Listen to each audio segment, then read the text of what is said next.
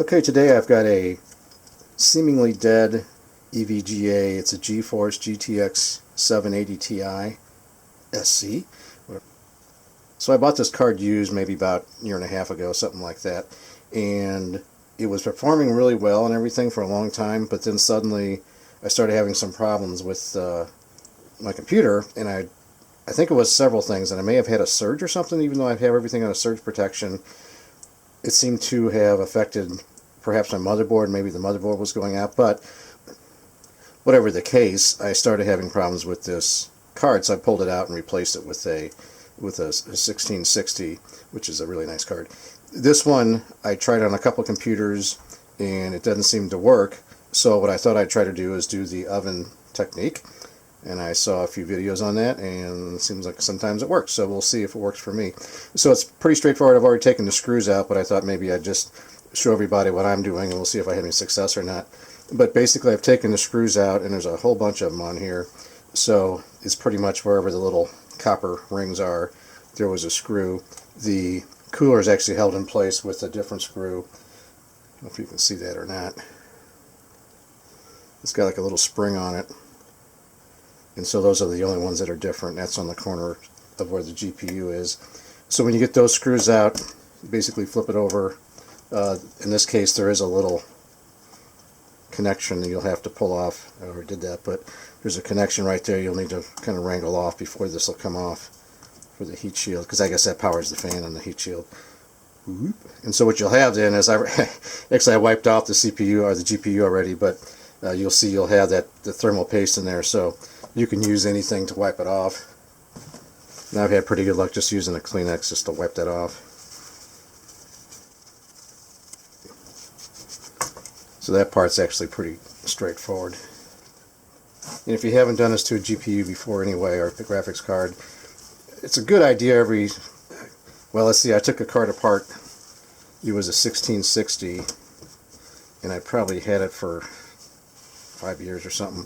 And so I took it apart, and the compound had all dried out. So I took it all apart and put the compound on there, and just to bring it up to date a little bit. So it's a pretty simple process, so it's not unusual to open up your GPU like that just to replace the thermal paste. This has got another little, I don't know if it's a spacer or what it is, but it's got some little pads on here. I don't know if that's really part of the cooling, because they're more like pads than they are a thermal compound, so I'm not sure. They're kind of thick, maybe like a 1/16 of an inch thick, so I'm not sure exactly what that's for, and maybe just to kind of help be a standoff between the cooling mechanism, cooling pipes and everything, and the card. Anyway, so we've taken all those screws out, and the other part was, once you get your bare card, is to go through and take all the labels out. And this had it had probably, a couple big labels like that, and then several like little teeny small labels like that scattered through both the front and the back. So you want to make sure you take all these labels off. And one chip had this really small little QR code. I don't know if that'll focus there down on my finger. I don't think it will. But anyway, so it was just a really small code that was on top of one of the, I think it was this little processor right there. So let's see if that'll focus like that. Right next to where my finger is. So that was on the board. Anyway, you want to take all those off so it doesn't start burning up the labels and the glue and stuff and making a smell in the oven. So that was the first step, is get the thing dismantled. And we'll go up in the kitchen now and get the oven turned on and make sure I got plenty of ventilation going on. I don't know if this is going to smell or not, but we're going to find out. I have no idea if it's going to work or not, and that's kind of why I'm doing this video. So if I fail, you'll know that at least you'll see one video on this not working, if not more. So okay, let's go on to the next step. All right, first thing we'll do is we'll start the oven up. I'm going to put it at 385. Bake. 385. Start. Okay, well, we'll let that warm up while we're getting the tray set up to put into the oven. Okay, so while that oven's heating up, we're going to get our foil spots figured out here. So I'm going to use a cookie tray with foil on it. They suggest putting some little foil supports. I'm not exactly sure how big they need to be. They said just basically we just want to get this off the top of the. I guess you could use something besides foil, as long as it not going to melt in the or short circuit, I guess.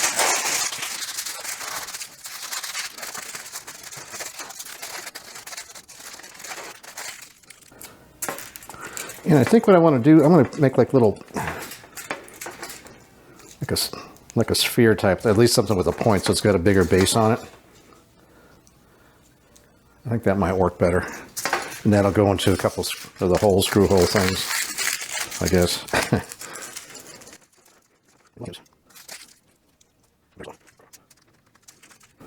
Okay, that was pretty good. So long as it's just elevated above the tin foil, I guess we'll be fine. Okay. All right. So now we'll finish up heating up the stove or the oven, and we'll put it in the oven here in just a few minutes.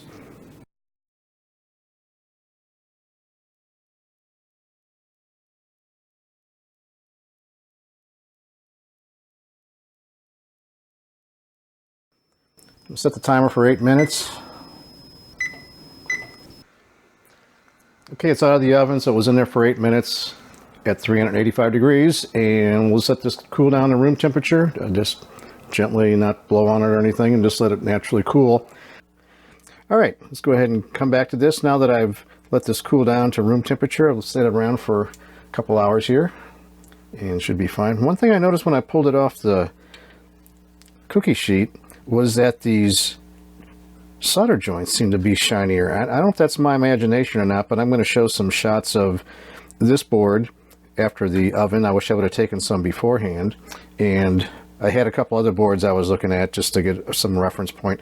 Here's a sound card. It's an Asus Dolby sound card that I had sitting in a drawer, so I just thought that came off a production line, should have similar solder characteristics. And I had another USB 3 adapter that's much newer, and just to get a couple shots of that as well. I'll show some close-ups of that.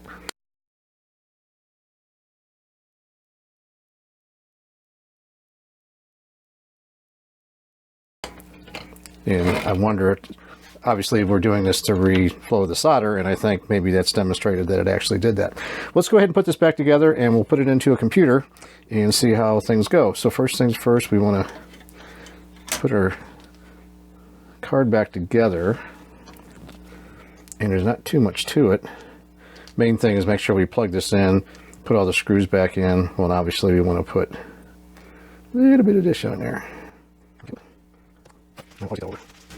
This is from Best Buy Insignia, and I'm not entirely, because I can't really see it, but it looks like it's actually separated out from the carrier. So I actually going to mix it. Normally I wouldn't do this, but it looks like I need to mix it up a little bit. It came out a little clear on one side, so I'm gonna, well, shoot, I'll just scoop it all over if I'm going to do it anyway. So I used to do it this way all the time, but I kind of stopped more recently. Now that didn't have it on before, so I'm not going to put it on there on this outer ring. I'm not sure what that, if that's just more the heatsink area. Speaking of heatsink, let's go ahead and, now I've got the labels. I'm not going to put those back on. I don't see any reason to put these little labels on. I'll put the big one on. It's got the model number in it. It's got the model number and everything on it, so people know what it is. Okay, so this guy goes in the front, but I need to plug this in. Okay, so that was the only plug I had to plug in here. Set it together, and then we're going to flip it over and carefully start putting the screws back in here. So I'm just going to put a couple of screws on to get started. Okay, there. That's probably one of the more critical ones, isn't it? Okay, very good. Okay, that's all the screws. So we're put back together. We've been reflowed, solder reflowed, and heat sinks have all been cleaned up and everything. So we're going to go ahead and pop this into a machine that I'm actually doing another video on. And this is actually the card I wanted to put into it originally. So hopefully if this thing works, then that machine will be all set and ready to rip. So this is a nice card, it's GTX 780. I was using it for video processing and gaming, obviously. Okay, well, I put the card back in, and let's give it a shot and see how it does. So push the button. Keep our fingers crossed. But I'm not holding my breath. Okay, that's a good sign. I don't remember if I got that far or not before. Oh, look. Is it going to work? Yes, yes. Okay, well, that method worked. So throw your card in the oven if you're having a problem with your graphics card. I'm really shocked that it worked. I'm surprised. So whatever, it works. I wonder if you can do that with motherboards too. I probably should have checked that old motherboard and see if that would work. Anyway, so it looked like my my card is back to life again, and I really like this card. So as you can see, GeForce GTX 780 Ti. So it's great to get this card running again. So if you have any questions or comments or anything, or other ways to do this, please let me know down in the comments section. If you like this video, please give me a thumbs up. If you really like it, please subscribe. And I'd like to thank you very much for watching.